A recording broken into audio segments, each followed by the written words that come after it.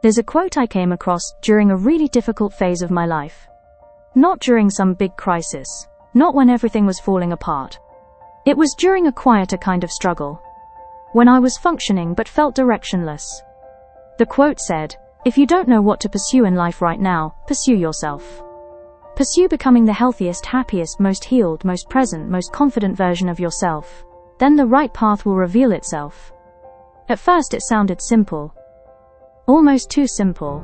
But over time, this idea stayed with me for a reason.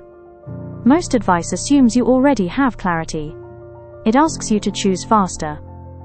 To decide what you want. To commit to a direction. But what if the issue isn't that you're indecisive? What if you're trying to make life decisions while you're tired, emotionally overloaded, or disconnected from yourself? When you're in that state, even good choices feel heavy. Everything feels like pressure. So you pause. You delay. And then you start thinking something is wrong with you. Instead of asking, "What should I be doing with my life?" it gently asks, "What if you focused on taking care of yourself first?" That shift matters more than it sounds. Here's what I learned the slow way. Clarity didn't come when I tried to think my way out of confusion. It came after I felt more grounded. When I started sleeping better, when I stopped pushing myself through things that drained me, when I became a little more honest about what wasn't working, decisions didn't feel as scary. I didn't suddenly find my purpose, but I stopped feeling stuck. And that was a big change. That line, "The path will reveal itself," used to sound vague to me. But now I see it differently. When you feel healthier inside, you stop tolerating things that don't fit. When you're more present, you notice patterns you used to ignore.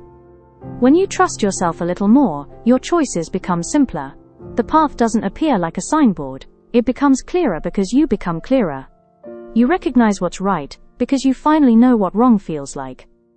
Here are 3 practical ways to apply this without overthinking. For a couple of weeks, stop trying to answer big questions.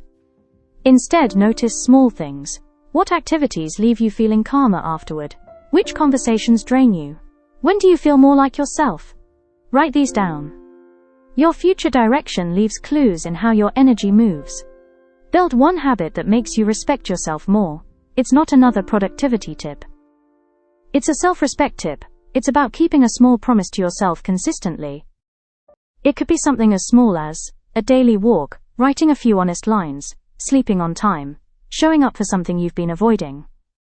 When you trust yourself, choices stop feeling overwhelming. Confidence grows quietly like that. Create space before you look for answers.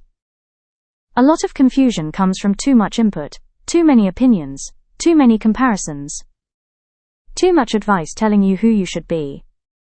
Try reducing the noise for a while. You don't need new plans right now. You need room to hear yourself think. Clarity needs space. If you're in a phase where nothing feels clear, that doesn't mean you're behind. It might mean you're in a season of recalibration. Take care of yourself first. Get steadier. Feel more present. Direction tends to follow. And if this way of thinking helps you feel a little less lost, you're in the right place here. We're not chasing overnight change here. We're taking it 1 degree better, patiently, honestly, and at your pace. If this resonated, you're welcome to subscribe and stay. We're building clarity slowly here.